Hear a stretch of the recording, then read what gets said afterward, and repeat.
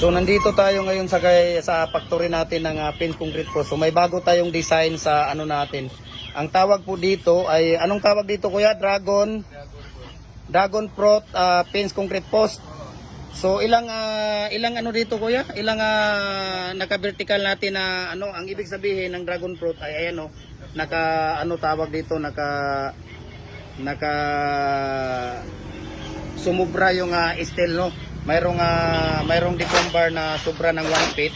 Yan yun po ang finish niya ng dragon fruit no. Hindi kagaya ng iba na nakalitaw ang deform bar no, nakalitaw ang deform bar. So ito naman iba naman ito. So sa isang sako, ilang 8 feet kuya ang palabas? 8. Tapos sa isang sakong semento. So dragon pins concrete post po ang ating tawag dito kuya, di ba? So hindi kagaya ng iba ito yung mga finished product na ng dragon fruit.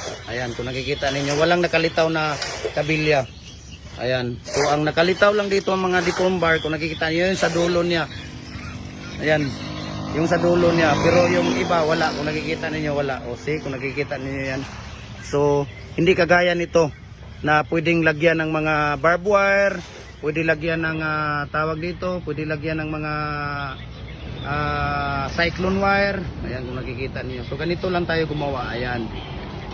Kung nakikita niyo yan sila ni kuya. Ayan.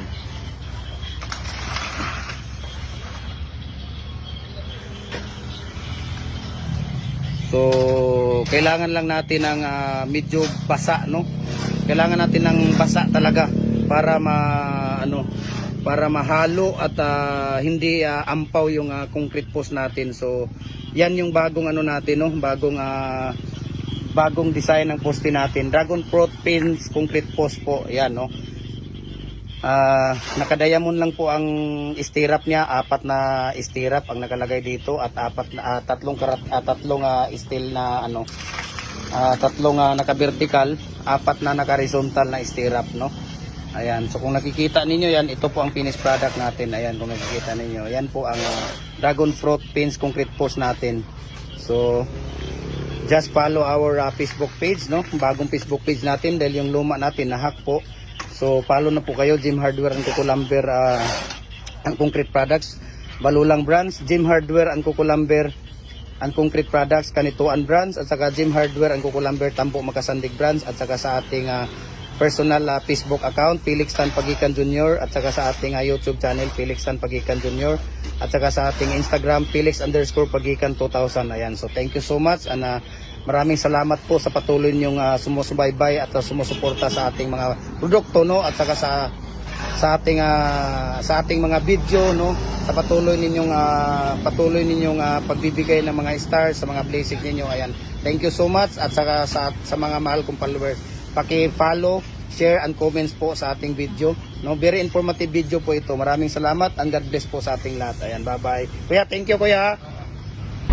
Ayan, so magandang umaga po sa ating lahat. So gumagawa po kami ng concrete post na dragon fruit. Ang dragon fruit post po to kuya ang tawag. Ayan, dragon fruit post ang tawag dito na ano, naka ano yung kabilya kuya. Ayan, so anong size to kuya? Ha? 8? Ilang sako ang palabas dito sa 8 kuya? Ilang piraso sa isang bag? 8 piraso sa isang bag na 8 feet na ano, na dragon na pins concrete post. Tapos ilang karatilya na buhangin kuya? 2 nga karatilya na buhangin. Ang tubig? Ayun pala. So ito mga dragon fruit kuya na ano, ilang naka-vertical dito kuya? Sa isang ano, 3? Tapos ang horizontal mo ilan? Ito. Walang naka-horizontal? Plain lang siya. Pero ilang piraso kuya ang ano? Solo ang kuan ang yang stirrup. 4 ang stirrup niya sa 8 feet. Ayan. So 2 feet siya. Yung stirrup niya. Ayan, so thank you so much no. Ito pala ang tinatawag na dragon fruit na pins concrete post. Ayan.